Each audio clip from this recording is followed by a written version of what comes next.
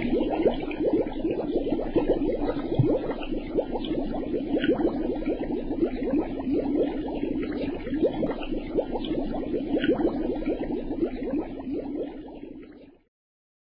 الله الرحمن الرحيم الحمد لله والصلاة والسلام على رسول الله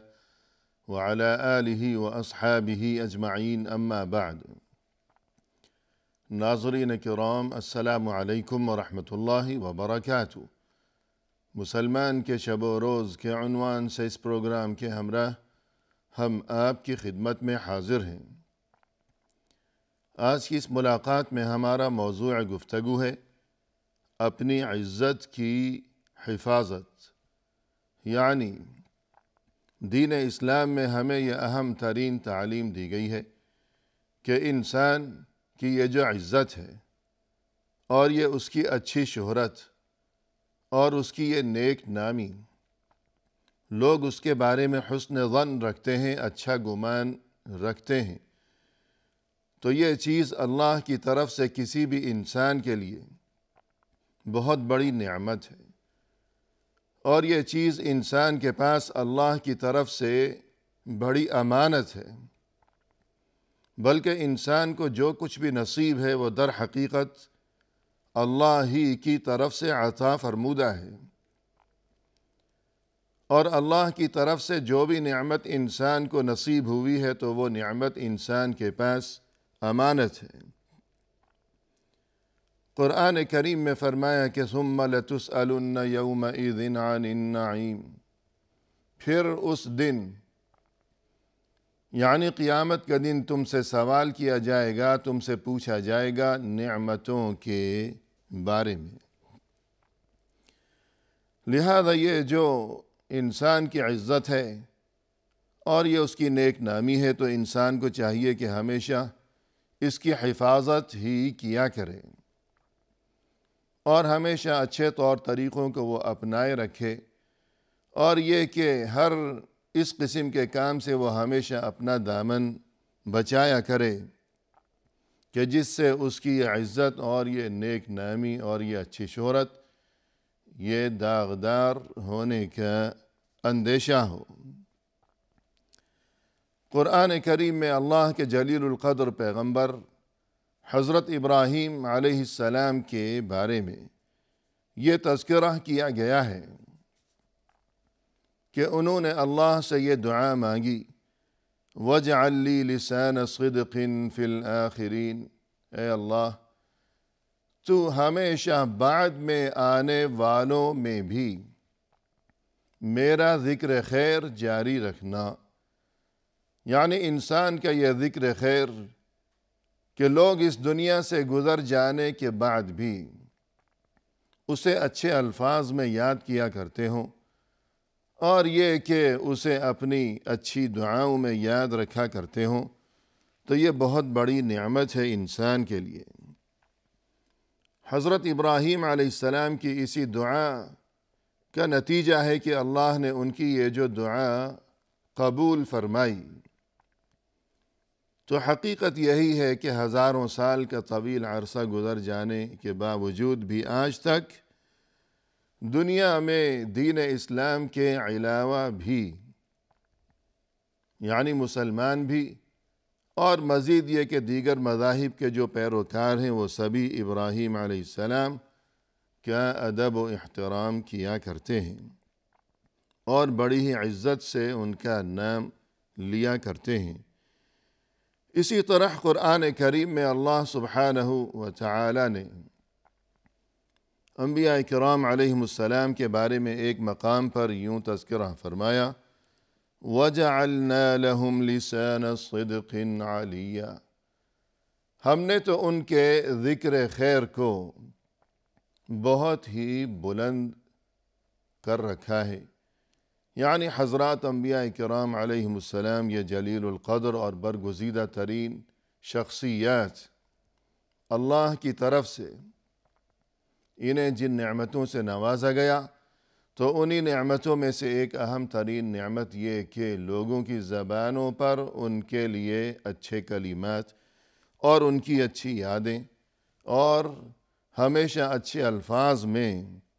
ان کا تذکرہ کرنا، ان کا ذکر خیر کرتے رہنا۔ رسول اللہ صلی اللہ علیہ وسلم جو کہ خاتم الانبیاء والمرسلین، اور یہ کہ اشرف الانبیاء والمرسلین اور سید الاولین والآخرین، آپ صلی اللہ علیہ وسلم کی جو اچھی شہرت تھی، اور یہ کہ آپ کا جو ذکر جمیل اور ذکر خیر کہ لوگوں کے دلوں میں آپ کے لیے جو عزت اور ادب و احترام کے جذبات تھے، تو اس کی کیفیت یہ تھی کہ اللہ کی طرف سے آپ صلی اللہ علیہ وسلم کو نبوت و رسالت سے سرفراز کیے جانے سے پہلے ہی وہاں اس معاشرے میں یہ صورتحال تھی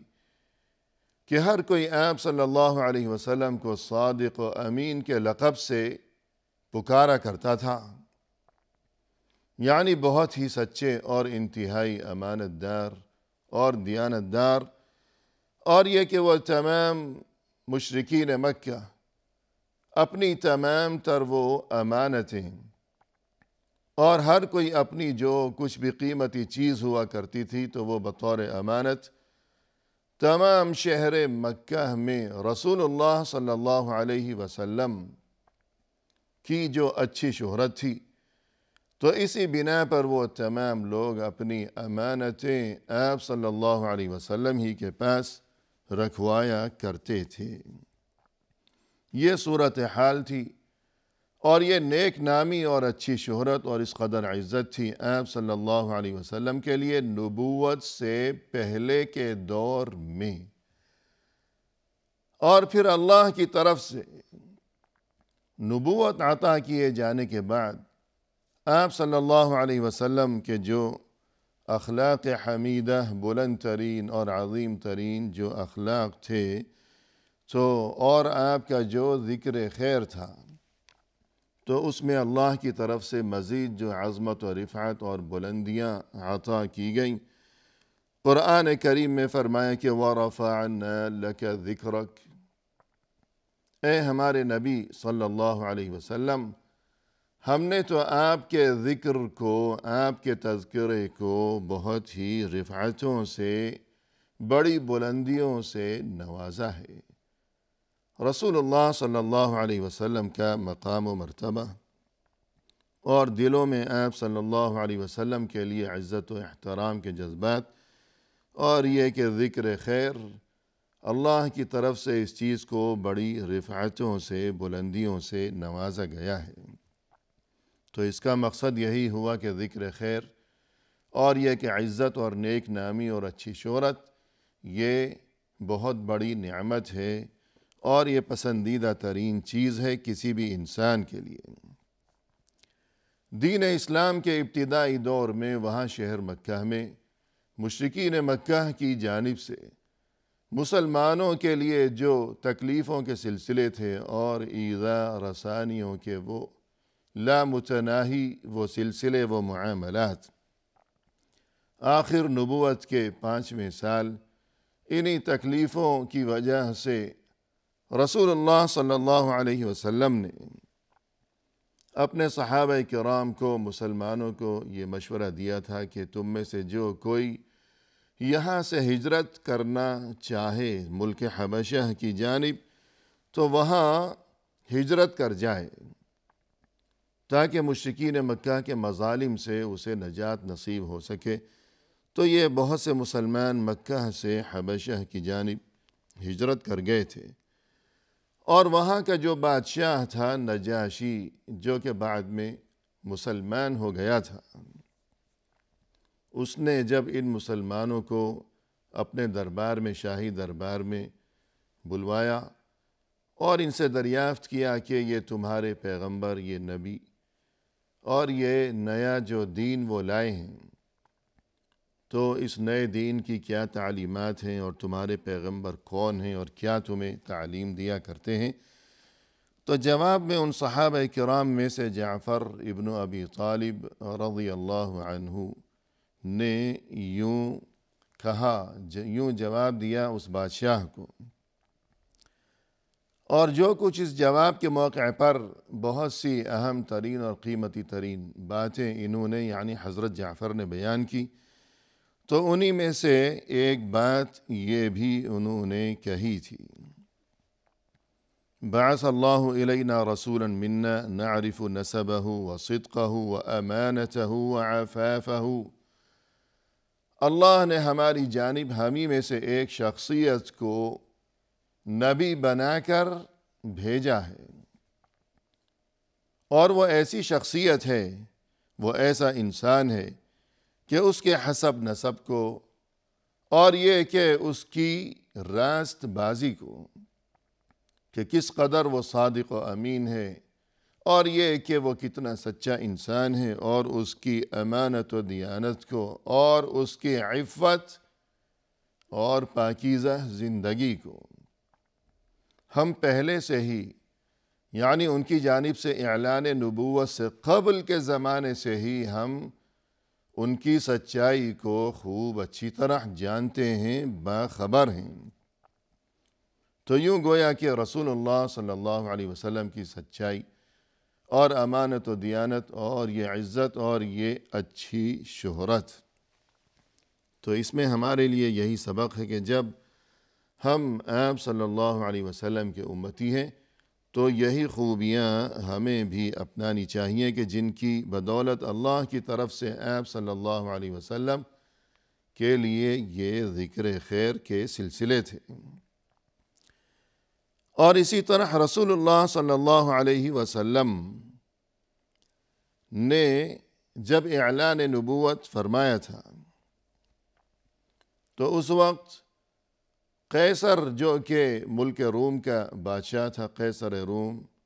اسے بھی آپ صلی اللہ علیہ وسلم کی طرف سے دعوت اسلام کے سلسلے میں جب مکتوب موصول ہوا تھا تو اس نے اس وقت اس کے ملک میں قریش مکہ میں سے جو لوگ وہاں تجارت کے سلسلے میں جن کی آمد و رفت رہا کرتی تھی، تو اس نے تلاش کروایا کہ ان مکہ کے باشندوں میں سے اگر اس وقت کوئی ہمارے ملک میں موجود ہو تو اسے تلاش کیا جائے، ہمارے سامنے حاضر کیا جائے۔ چنانچہ کچھ لوگوں کو وہاں پیش کیا گیا۔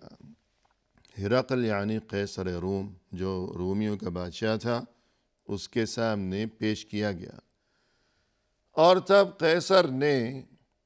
ان مشرکین مکہ سے رسول اللہ صلی اللہ علیہ وسلم کے بارے میں بہت سے سوالات کیے۔ تو ان مشرکین مکہ میں سے ابو سفیان جو کہ اس وقت تک مسلمان نہیں ہوئے تھے، تو انہوں نے یوں جواب دیا ہرقل کے سوال کا کہ ہم نے آج تک انہیں کبھی جھوٹ بولتے ہوئے نہیں سنا۔ اور یہ بات سننے کے بعد ہرقل نے قیصر روم نے یہ الفاظ کہے کہ اگر وہ لوگوں کے سامنے جھوٹ نہیں بولتا تو پھر وہ اللہ کے بارے میں جھوٹ کس طرح بول سکتا ہے کہ اللہ نے مجھے نبی بنایا ہے، نبوت عطا کی ہے۔ الغرض دشمن بھی اور مشرکین مکہ بھی آپ صلی اللہ علیہ وسلم کی سچائی اور امانت و دیانت کی وجہ سے یوں آپ کو ہمیشہ اچھے الفاظ میں ہی یاد کیا کرتے تھے۔ اور اس کے بعد ناظرین کرام ہمیں یہ بات بھی یاد رکھنی چاہیے کہ جس انسان کا اخلاق و کردار عمدہ ہوا کرتا ہے، اور یہ کہ اس کا چال چلن، اس کی سیرت، اس کے طور طریقے پاکیزہ ہوا کرتے ہوں، اور اس کی اچھی شہرت ہو معاشرے میں، تو یقیناً اس کا ایک بہت بڑا فائدہ یہ ہوا کرتا ہے کہ سبھی لوگ اس کی طرف سے مطمئن رہتے ہیں، بے فکر اور بے خوف رہتے ہیں، کیونکہ وہ جانتے ہیں کہ یہ ہمیں کبھی کوئی نقصان پہنچانے والا نہیں ہے، یہ تو بہت ہی شریف قسم کا آدمی ہے۔ قرآن کریم میں ہم دیکھتے ہیں کہ اللہ کے پیغمبر حضرت یوسف علیہ السلام جب ان پر الزام تراشی کی گئی، بہتان، غلط الزام، ان پر جھوٹا الزام لگایا گیا، تو اس موقع پر وہاں جب دعوت کا انتظام کیا گیا، جو کہ واقعہ مشہور ہے کہ جو بادشاہ تھا مصر کا اور اس کے محل میں یہ رہائش پذیر تھی اور کس طرح وہاں پہنچے، یہ تمام تفصیلات قرآن کریم میں سورہ یوسف میں موجود ہیں۔ تو وہاں ایک بار جب یہ بات اٹھی یوسف علیہ السلام کے بارے میں، اور یہ کہ جو وہاں کی ملکہ تھی اس نے کہا کہ میں اسے جیل میں ڈال دوں گی، تو وہاں بڑی بڑی جو خواتین تھیں، بڑے لوگوں کی بیگمات، تو وہ اس ملکہ کو سمجھاتے ہوئے یوں کہنے لگیں کہ حاشا للہ ما علمنا علیہ من سوء، سبحان اللہ، یہ کیا بات کر ڈالی ہے، کیا الزام لگا دیا ہے یوسف پر، ہمیں تو آج تک یوسف سے کوئی برائی نظر نہیں آئی۔ یعنی یہ تو بے گناہ ہے، یہ معصوم انسان ہے، یہ پاک انسان ہے، اور جو الزام اس پر لگا دیا گیا ہے یہ ہرگز درست نہیں ہو سکتا۔ تو یوں انسان کی اچھی شہرت کی وجہ سے دوسروں کے لیے بھی بہت سے فوائد ہوا کرتے ہیں، اور تمام معاشرے کے لیے بھی بہتری، اور خود اس انسان کے لیے بھی بہتری۔ رسول اللہ صلی اللہ علیہ وسلم نے، جیسا کہ ہم نے اس سے قبل بھی تذکرہ کیا، کہ دین اسلام کے ابتدائی دور میں مشرکین مکہ کی طرف سے جو ایذا رسانیوں کے اور ظلم و زیادتیوں کے سلسلے تھے، تو اس وقت آپ صلی اللہ علیہ وسلم نے اپنے صحابہ کرام کو جو مشورہ دیا تھا کہ وہ ہجرت کر جائیں، جو چاہے ہجرت کر جائیں حبشہ کی جانب، تو اس وقت آپ صلی اللہ علیہ وسلم نے یہ الفاظ ارشاد فرمائے تھے، ان بارض الحبشۃ ملکا لا یظلم احد عنده، کہ وہاں حبشہ کی سرزمین میں جو وہاں کا حکمران ہے، جو بادشاہ ہے، جو وہاں کا فرما روا ہے، وہ کبھی کسی پر ظلم نہیں کرتا۔ یہ شہرت تھی اس کی، اور اسی اچھی شہرت کی وجہ سے اور نیک نامی کی وجہ سے کہ وہ عادل اور انصاف پسند قسم کا بادشاہ ہے، رسول اللہ صلی اللہ علیہ وسلم بھی اس کے عدل و انصاف سے متاثر ہوئے، اور اسی بنا پر آپ صلی اللہ علیہ وسلم نے اپنے صحابہ کرام کو یہی مشورہ دیا تھا کہ جو چاہے وہاں ہجرت کر جائے، کیونکہ وہ انصاف پسند بادشاہ ہے، جبکہ یہاں مکہ میں ظلم و زیادتیوں کے سلسلے چل رہے ہیں۔ الغرض انسان کو چاہیے اپنی سیرت و کردار، اپنا چال چلن ہمیشہ درست رکھے، اور یہ کہ اچھی عادات کو وہ ہمیشہ اپنایا کرے، سبھی کے ساتھ اس کا رویہ و سلوک حسن اخلاق پر مبنی ہوا کرے، تاکہ اس کی عزت محفوظ رہے، کیونکہ یہ عزت امانت ہے، اور یہ کہ ہر امانت، ہر نعمت کے بارے میں اللہ کو جواب دینا ہے۔ اسی کے ساتھ ناظرین فی امان اللہ، وآخر دعوانا ان الحمد للہ رب العالمین۔